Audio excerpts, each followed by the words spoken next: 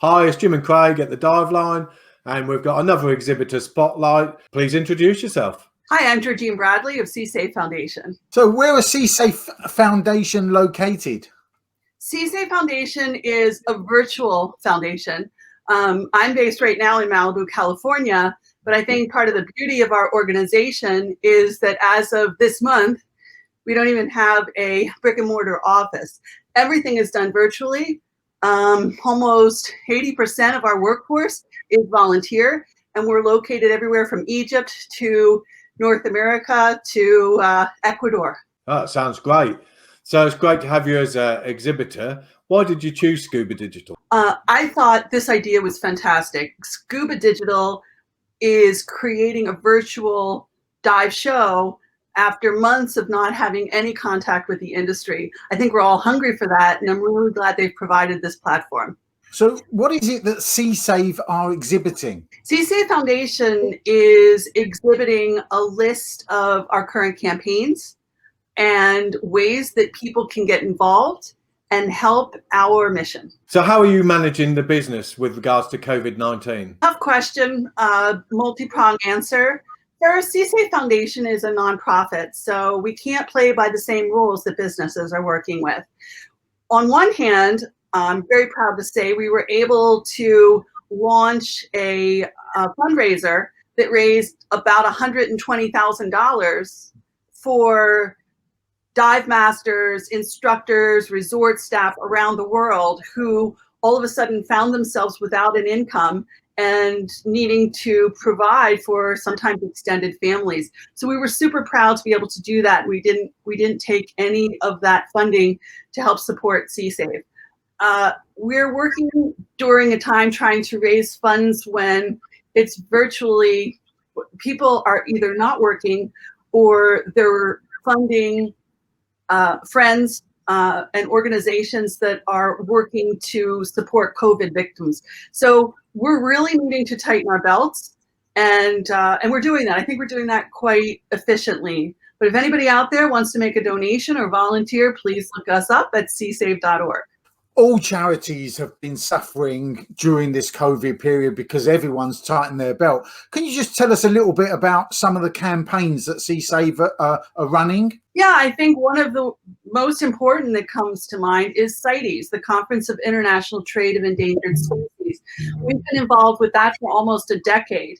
And something we've been talking about since we started are wet markets. The way China and the Asian market approaches wildlife. And science isn't conclusive yet, but all indicators would point to the fact that COVID started in a wet market in China. So I think that makes us incredibly relevant. We always try to get ahead of the curve. We want to get in that proactive quadrant always. We don't want to be putting out fires. We want to create strategies so fires don't start, which is probably a very smart analogy right now in California with fires everywhere. But really, we want to enact laws before the animals go extinct. We want to teach people why it's important for sharks to be not only not endangered, but thriving in our oceans. How that affects people. How does that affect the fishing villages? But if they do not have fish, their families will starve, and then we'll have charities who are trying to provide them food. So I'm going to use another analogy and say this is us trying to teach people how to protect their fishing pole so they can fish themselves and not provide them with the fish. We're really looking always at the economic importance and value of oceans and trying to tie that in closely with our campaigns. Well, that all sounds really good. Sounds like it's a well thought out plan there. What do you think is the greatest threat to our oceans? The greatest threat to the oceans right now, our oceans are in a lot of trouble. I mean, every day you see the headlines. We have plastic pollution. We have acid acidification. We're looking at numbers of threatened and endangered species growing astronomically. I think the biggest threat we have is apathy and misinformation. People are disengaged. They're not really reading about all of the problems, and therefore they don't really understand how they all fit together.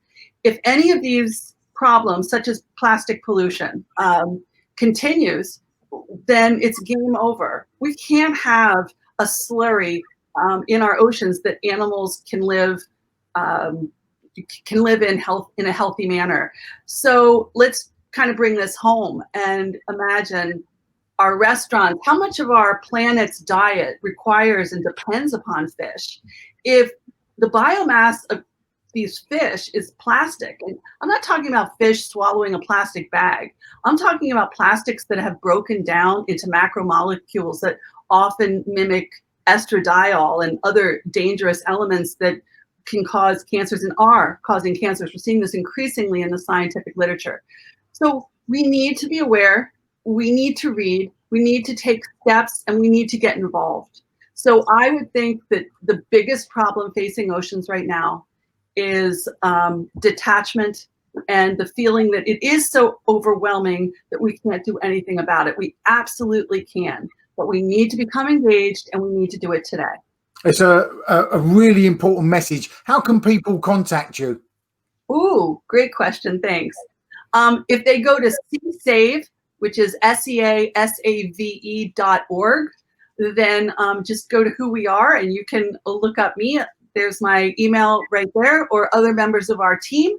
And we would love to hear from you. Brilliant. Well, it's been an absolute pleasure speaking to you. We hope you have a great show, and we look forward to seeing you in a couple of weeks. I'm looking forward to it. This is going to be great and innovative. So thank you for giving us all the opportunity. A pleasure. You're welcome. Bye. Thank you.